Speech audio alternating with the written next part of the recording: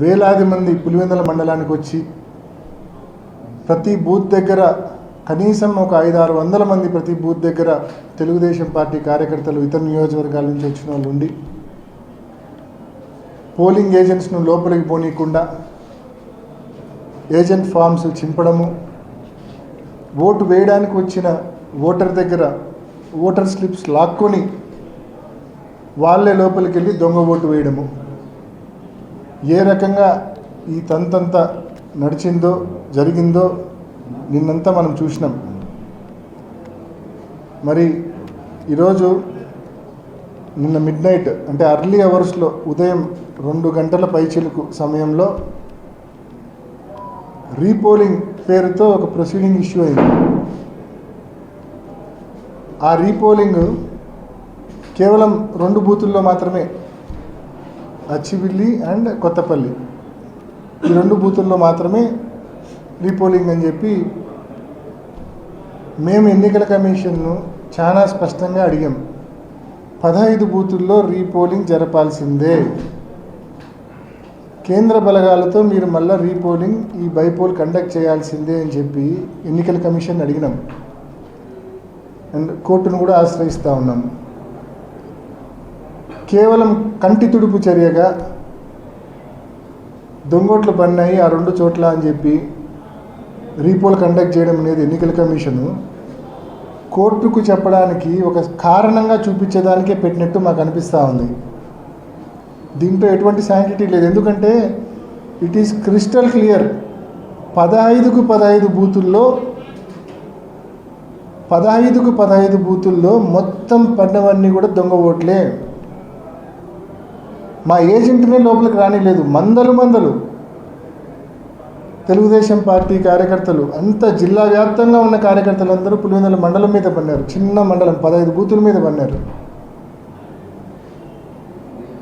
So అన్ని బూతుల్లో ఈ మాదిరి దొంగోట్లు పడినప్పుడు నిన్న నలపరెడ్డిపల్లె ఎన్ని ఆధారాలతో సహా, ఎర్రిపల్లె ఎన్ని ఆధారాలతో సహా బయటకు వచ్చినాయి. ఎర్రిపల్లెలో ఈ కమలాపురంలో లేచింది, నలపరెడ్డిపల్లెలో జమ్మలమడుగులు లేచింది, ఆధారాలతో సహా బయటకు వచ్చినాయి.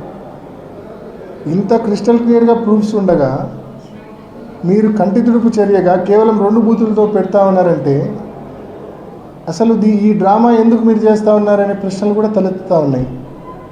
బహుశా ఈ 2 బూతుల్లో దొంగోట్లు వేసేటప్పుడు ఆడవాళ్ళ పేరుతో కూడా మగవాళ్ళే దొంగోట్లు వేసేసి ఉంటారు.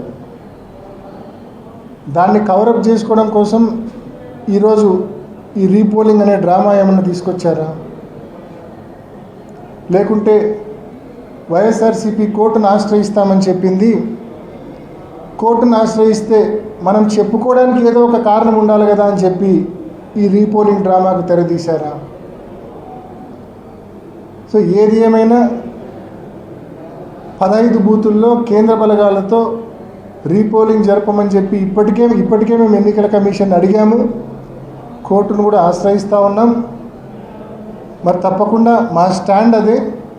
ఈ మాదిరి రీపోలింగ్ పేరుతో కేవలం 2 బూతుల్లో రీపోలింగ్ పేరుతో డ్రామాలకు మీ ట్రాప్లో మేము పడదలుచుకోలేదు. కాబట్టి ఈ ఎన్నికలు మీరు చెప్తున్న ఈ 2 బూతుల్లో రీపోలింగ్లో మేము పాల్గొనదలుచుకోలేదు.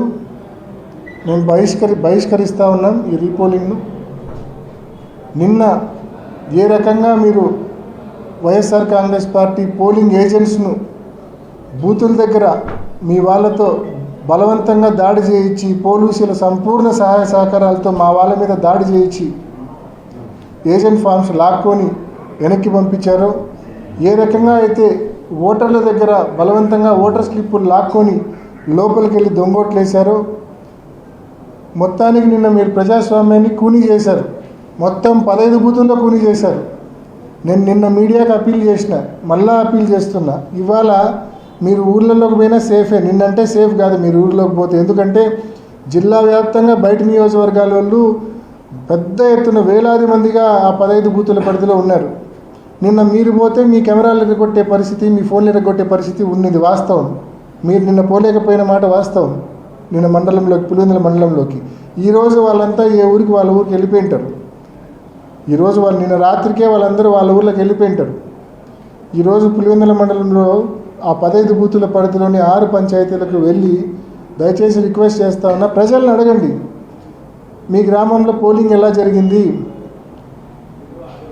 మీరు ఓటు వేసారా, ఒకవేళ ఓటు వేయకపోతే ఏ కారణం చేత ఓటు వేయలేదు అని చెప్పి ప్రజలను అడగండి. నేను చెప్పే కారణాలు కరెక్టా కాదా అనేది మీకు ప్రజలు ఇచ్చే రిప్లైలోనే తెలుస్తుంది.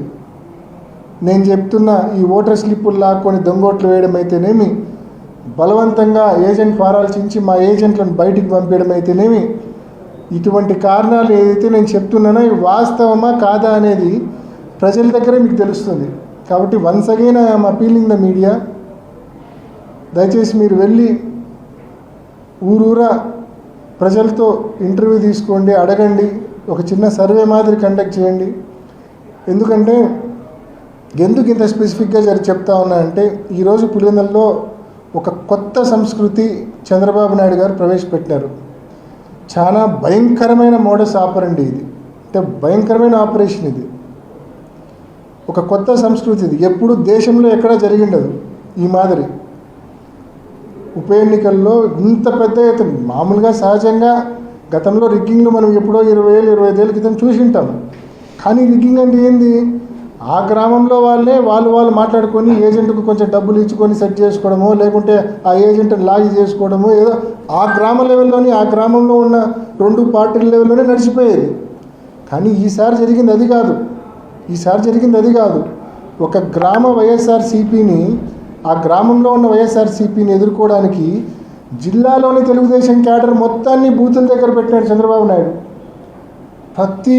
ప్రతి బూత్ దగ్గర మందలు టీడీపీ క్యాడర్ ఉండి ఇంకా లోపలికి పోనిచ్చే పరిస్థితి లేదు. ఇది చాలా డేంజరస్ మోడస్ ఆపరండి, చాలా భయంకరమైన ఆపరేషన్ ఇది. కాబట్టి తప్పకుండా ఈరోజు పులివెందుల్లో ఈ ఆపరేషన్ చంద్రబాబు నాయుడు గారు చేసినారు. రేపు మరొక చోట చేసి ప్రజాస్వామ్యాన్ని పూర్తిగా కూని చేసే పరిస్థితి ఉంది. కాబట్టి ఇక్కడ జరిగిన నష్టం మరొక చోట జరగకూడదు. ఇక్కడ కూని అయిన ప్రజాస్వామ్యం మరొక చోట కూని కాకూడదు. మరి అలా జరగాలంటే తప్పకుండా ఇక్కడ జరిగిన నష్టాన్ని రాష్ట్రం మొత్తం మేము చెప్తే కన్నా, మేము పొలిటికల్ పాయింట్ ఆఫ్ వ్యూ అనే అంటారు, అదే మీరు న్యూట్రల్గా సర్వే చేసి చెప్తే కన్నా దానికి మోర్ యాక్సెప్టెన్స్ ఉంటుంది. కాబట్టి మరీ మీడియాని రిక్వెస్ట్ చేస్తూ ఉన్నా, తప్పకుండా ఈ ప్రక్రియ చేయమని చెప్పి కోరుకుంటూ, మరొకసారి ఇవాళ జరుగుతా ఉన్న ఏదైతే రీపోల్ అనే ఒక డ్రామాని ఏదైతే పెట్టారో ఆ డ్రామాలో మేము ట్రాప్లో పడదలుచుకోలేదు, దాన్ని పూర్తిగా మేము బాయ్కాట్ చేస్తూ ఉన్నాం. Thank you.